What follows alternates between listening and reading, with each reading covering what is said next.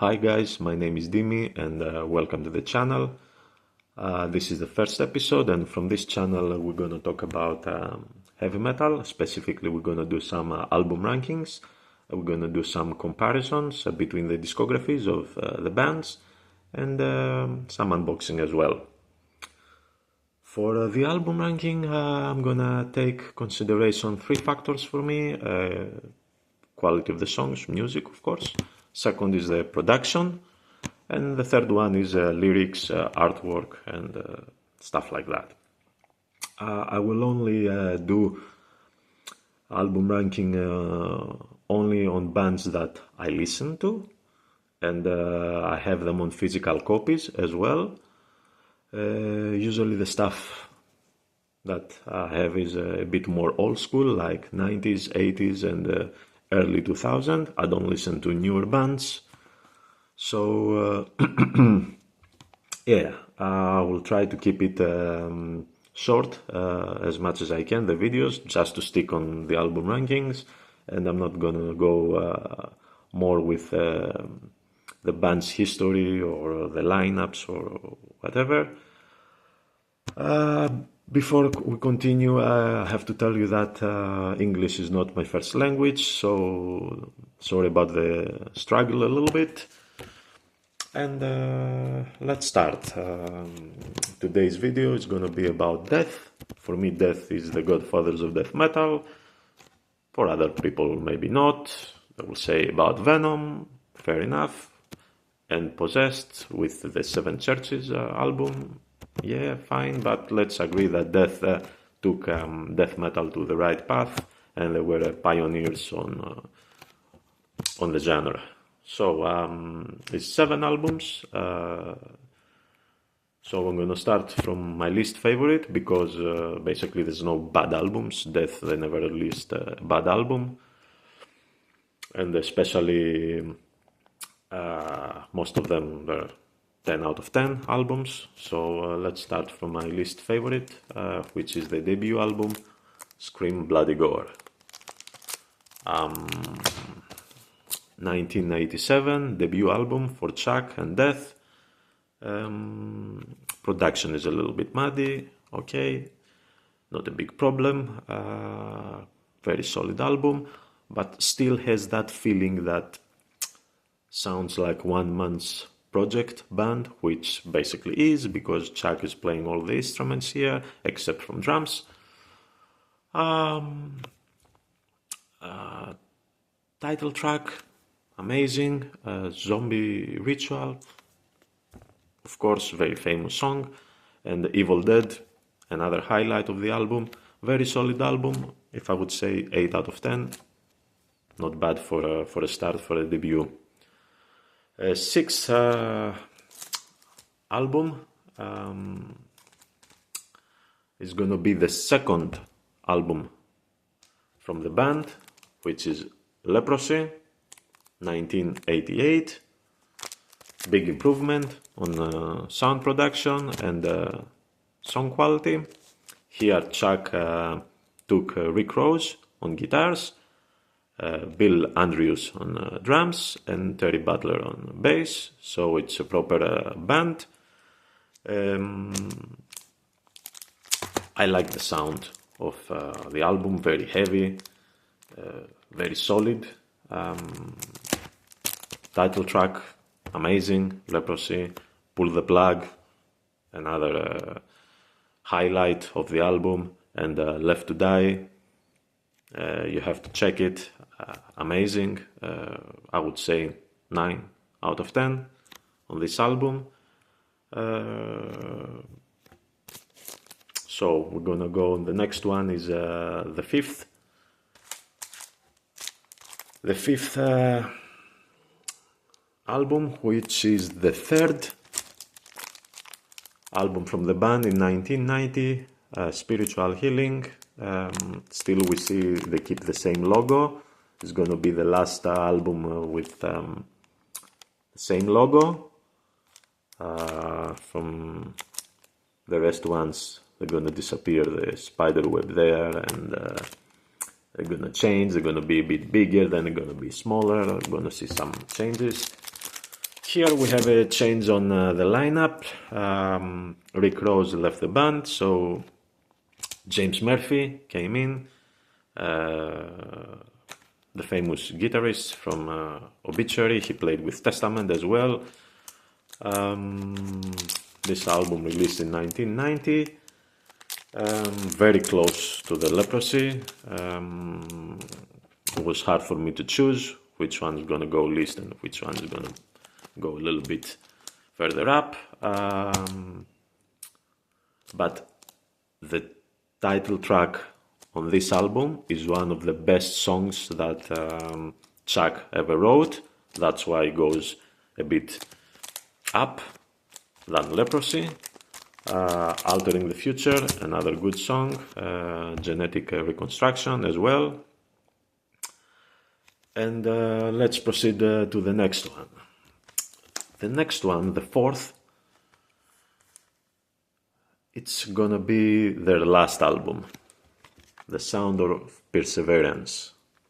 Now you see the logo is changed. Have a look at the previous one. It's a bit different, smaller. It's missing the spider web there on the D. It's missing the flame. Yeah. This is one of their most progressive and technical album, of course, as well. Everyone knows that this one would be not a death album. So, of course, the company was pushing Chuck to make a death album.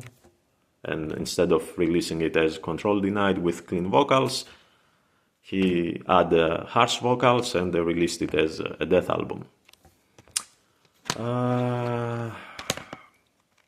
I remember this one, they came to my city. I saw them first time live in Thessaloniki in Greece. They played a lot of songs from this album. Although I have to say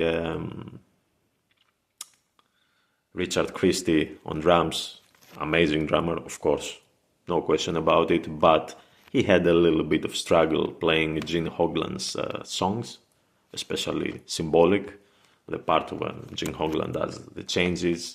He was a little bit lost there, but still amazing drummer.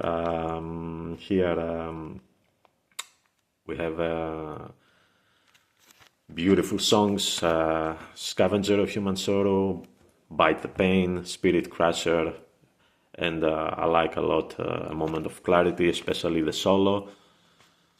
Amazing solo. And there is one cover on Painkiller of Judas Priest, which Chuck does amazing job there with the vocals as well. Now let's go to the Holy Trinity. Holy Trinity of Death. All these albums, they're 10 out of 10.